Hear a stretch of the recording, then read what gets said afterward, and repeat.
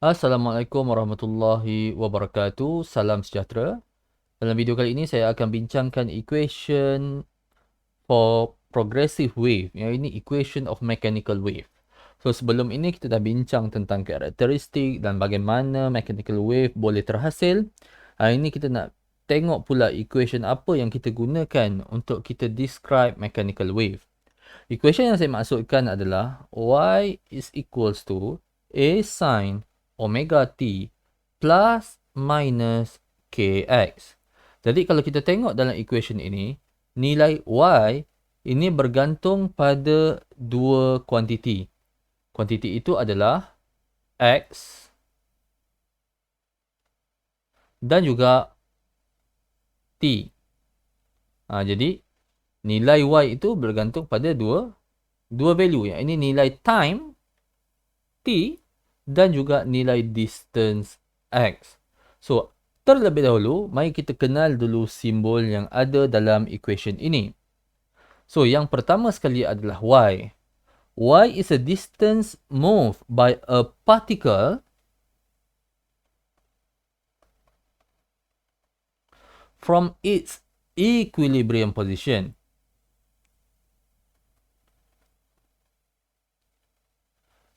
Itu nilai y. Distance particle daripada equilibrium position. Nilai x pula adalah distance of a particle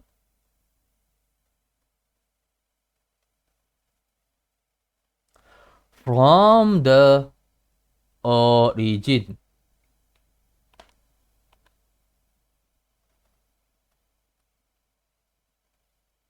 Okey. Kedua-duanya adalah distance tetapi berbeza. Mari kita tengok gambar rajah.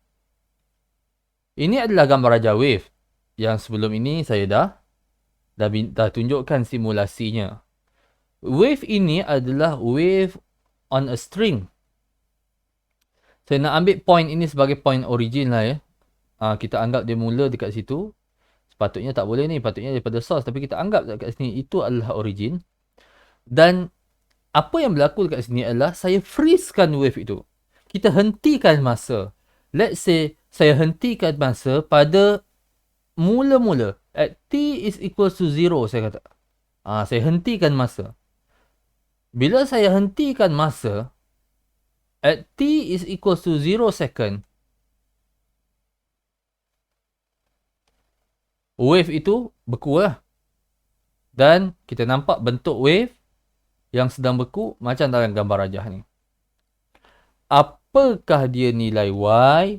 Y adalah position of the particle from the equilibrium. Equilibrium adalah line yang warna kuning tu. Kerana garisan putus-putus tu. Kerana partikel kita vibrate ke atas dan ke bawah. Okey, ni maksimum dia, ini minimum dia. Ke atas dan ke bawah pada equilibrium position tu. Okey, jadi nilai y itu adalah distance of the particle from the equilibrium position. So, itu adalah nilai y. Apa dia nilai x? X pula adalah distance of the particle from the origin. Contohnya, saya bagi contoh. Partikel ini, partikel yang ada pada origin ini, okay, nilai x-nya sama dengan kosong. Partikel itu berada pada origin sebagai contohnya. Partikel ini pula ada distance x yang berbeza yang kita ukur daripada origin.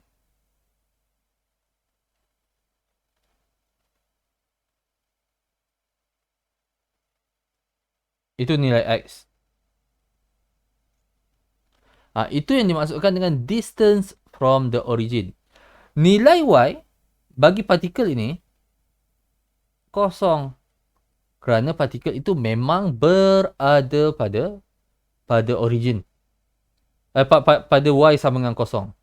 Tetapi nilai Y pada partikel-partikel lain, contohnya, partikel ini, nilai Y-nya adalah maksimum ataupun amplitude. So, ada beza di antara kedudukan distance of the particle from the equilibrium position dan kedudukan partikel ini daripada origin. Okey, jadi sebenarnya graf ini dia boleh cerita dua benda.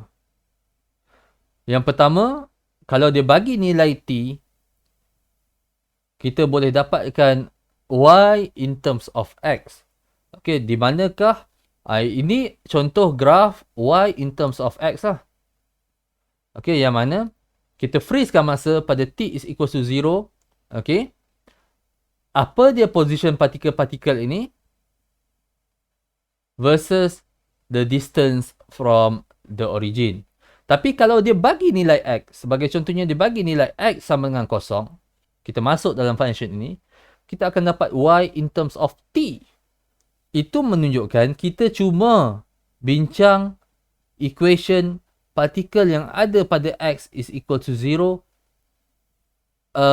in terms of time T. Okay, kerana partikel yang berada pada origin ini juga akan vibrate dengan simple harmonic motion.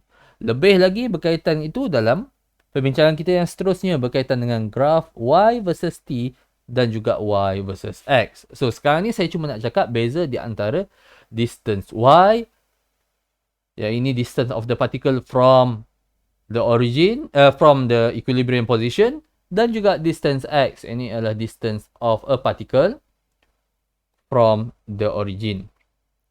Selain daripada itu, dalam equation itu, kita juga ada nampak simbol-simbol lain seperti A. Itu merujuk pada amplitude yang telah pun saya define dalam video yang sebelumnya. Nilai K adalah wave number,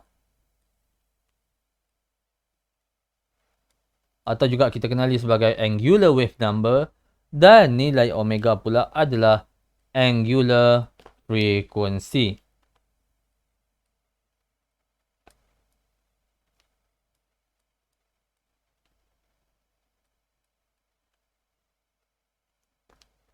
Okey, itu dia.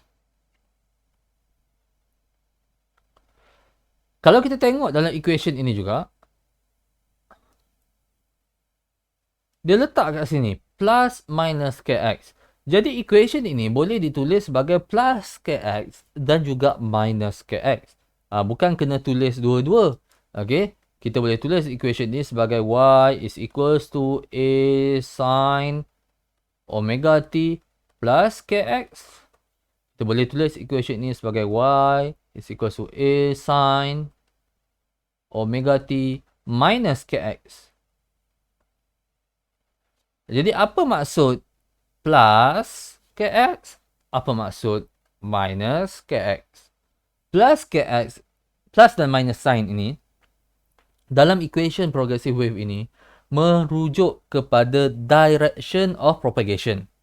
Kemanakah arah wave itu bergerak? Kalau positif pada equation ini, dia bagi equation itu positif, menunjukkan bahawa wave itu bergerak ke kiri. Manakala kalau negatif ataupun minus, menunjukkan bahawa wave itu bergerak ke kanan. Dia propagates to the right. Okey. Kenapa ke kiri positif, ke kanan negatif? Kerana kalau kita nak bincangkan ialah bagaimana kita derive equation ini yang menyebabkan sign convention ini kita gunakan, dan itu sebenarnya adalah luar daripada skop perbincangan kita. Okey, so jadi dekat sini kita accept this as true. Kita ingat bahawa Positif menunjukkan wave itu bergerak ke kiri dan minus menunjukkan wave itu bergerak ke kanan.